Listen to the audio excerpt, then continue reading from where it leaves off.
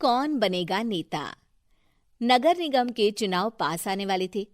पूरे कानपुर शहर में टिकट को लेकर मारामारी शुरू थी, लेकिन सबसे ज्यादा चर्चा में वार्ड नंबर 40 की सीट थी। वो इसलिए क्योंकि इस बार वहां की सीट महिला के लिए आरक्षित थी। अब सवाल ये था कि चुनाव लड़ेगा कौन। इससे पहले ठाकुर साहब वहां से पार्षद थे और इस बार उन्होंने अपनी पत्नी सीमा ठाकुर को टिकट दिलवाई और ठाकुर साहब की शान के कारण सीमा जी ने 20,000 वोटों से चुनाव जीत लिया। अरे बधाई हो सीमा भाभी, अब तो आप वार्ड की पार्षद बन गई हैं। अब तो हमारे काम आप ही करवाएंगी। अरे ये तो सिर्फ नाम की पार्षद बनी है, वो तो महिला सीट आ गई, वरना पार्षद तो मुझे ही बनना था।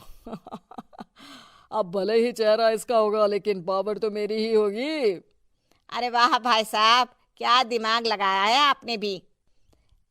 आइए आप लोग, खाना लगा दिया है सबके लिए।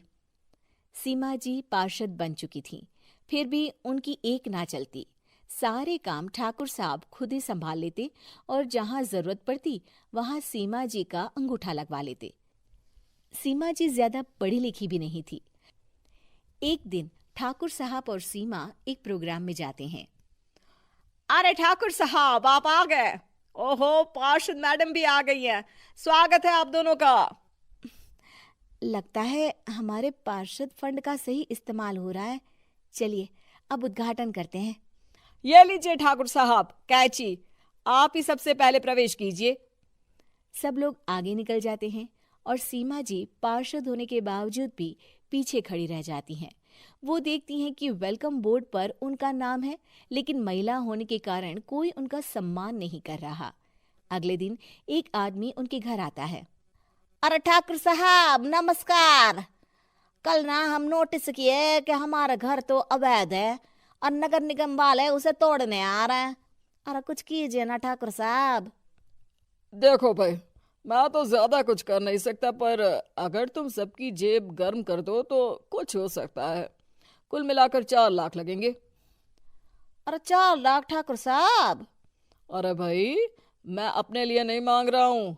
दरोगा है, इंजीनियर बाबू है, बड़े साहब है, सबको देना पड़ता है ना थोड़ा थोड़ा। बोलो है मंजूर? तभी वहां अचानक सीमा जी आ जाती हैं। अरे ये आप क्या कर रहे हैं? पहले इन्हीं लोगों से तो आपने वोट मांगे, अब इनसे ही पैसे ले रहे हो। अरे चुप रहो तुम। तुम्हारा काम है सिर्फ अंगूठा लगाना, तुम वही किया करो। मुझे दूसरे काम तुम मत सिखाओ, समझी? और तुम ना जाओ, अब पैसे लेकर आओ, वरना जेसीबी किसी भी वक्त आती होगी। सब कुछ ऐसे ही चलते रहता है। एक दिन सीमा जी और ठाकुर साहब को एक लोकल मीटिंग में बुलाया जाता है। वहां पर कई और अधिकारी लोग भी मौजूद रहते हैं। अब मैं चाहूंगा कि ठाकुर साहब हमारे बीच 2 शब्द कहें। मेरे प्यारे भाइयों और बहनों, आज मेरा सौभाग्य है कि मैं आप सबकी सेवा दिन रात कर पा रहा हूं। आपने मेरी पत्नी को भारी मतों से जिताया है, इसलिए मैं आप सभी का शुक्रगुजार हूं।